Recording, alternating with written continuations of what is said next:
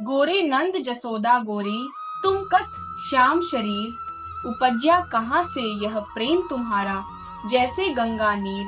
हंसत कहत यशोदा मैया, सुन हूँ सुजान सुपुत्र, कान्हा मेरे तू ही मेरे जीवन का एकमात्र सूत्र। माता यशोदा का नाम आते ही वात्सल्य, ममता और निस्वार्थ प्रेम की छवि सामने आ जाती है। वे श्री कृष्ण की जन्मदात्री नहीं थी, फिर भी उन्होंने जिस प्रेम से कृष्ण का पालन पोषण किया, वह संसार में अद्वितीय माना जाता है। भगवान श्री कृष्ण ने अपने जीवन में अनेक भक्तों को वरदान दिए, लेकिन यशोदा मैया को दिया गया वरदान सबसे विशेष माना जाता है, क्योंकि वह एक माँ के प्रेम का सम्मान था। जब कंस के अत्याचार बढ़ गए थे, तब भगवान विष्णु ने कृष्ण रूप में अवतार लेने का निर्णय लिया। कृष्ण का जन्म मथुरा में माता देवकी और वसुदेव के घर हुआ, लेकिन जन्म के तुरंत बाद वसुदेव उन्हें गोकुल ले आए और नंद बाबा तथा यशोदा मैया को सौंप दिया। यशोदा मैया को यह भी नहीं पता था कि यह बालक स्वयं भगवान है। उन्होंने तो उन्हें अपना पुत्र समझकर प्रेम दिया।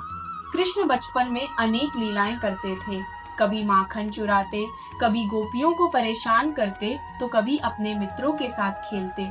यशोदा मैया उन्हें डांटती भी थी और प्यार भी करती थी।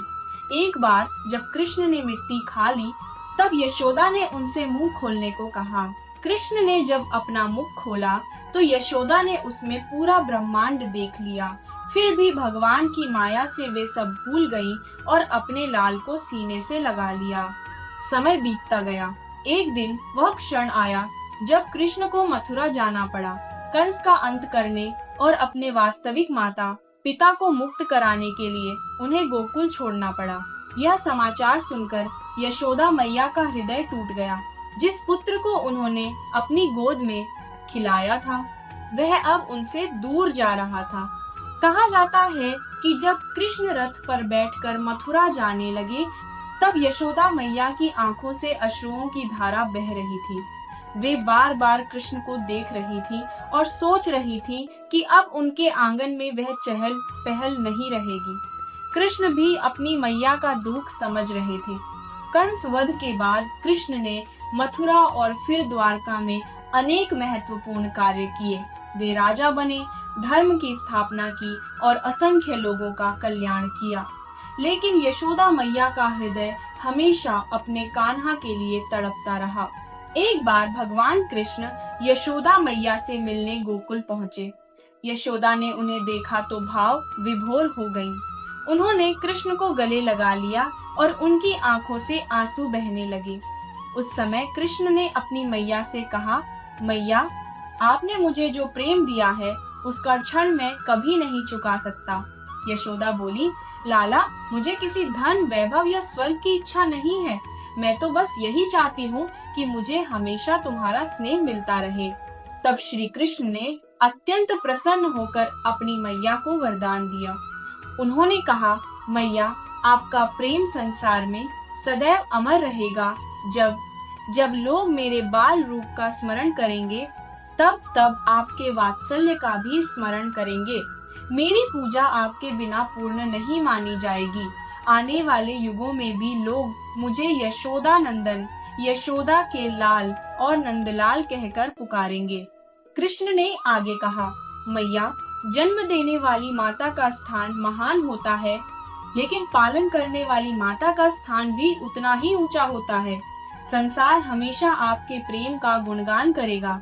मैं आपको यह वरदान देता हूँ कि मेरे प्रति आपका प्रेम कभी समाप्त नहीं होगा, और जहाँ मेरा नाम लिया जाएगा, वहाँ आपका स्मरण भी होगा। यह सुनकर यशोदा मैया की आंखें भर आईं। उन्हें लगा कि उनका जीवन सफल हो गया। उन्होंने अपने कान्हा को हृदय से लगा लिया।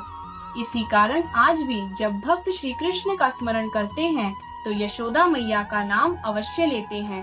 भजन, कीर्तन और कथाओं में यशोदा के लाल यशोमती मैया से बोले, नंदलाला जैसे पद अत्यंत लोकप्रिय है, यह उसी वरदान का प्रभाव माना जाता है। इस कथा का संदेश यह है कि भगवान को सबसे अधिक प्रिय निस्वार्थ प्रेम होता है। यशोदा मैया ने कभी कृष्ण को भगवान नहीं माना, उन्होंने केवल अपने पुत्र के रूप में प्रेम किया। यही प्रेम इतना महान था कि स्वयं भगवान को भी उसके आगे नतमस्तक होना पड़ा। यशोदा मैया का नाम आज भी कृष्ण के नाम के साथ लिया जाता है और यही उनके लिए भगवान श्री कृष्ण का सबसे बड़ा वरदान माना जाता है। उनके वात्सल्य की महिमा युगों युगों तक अमर रहेगी। जय श्री कृष्ण।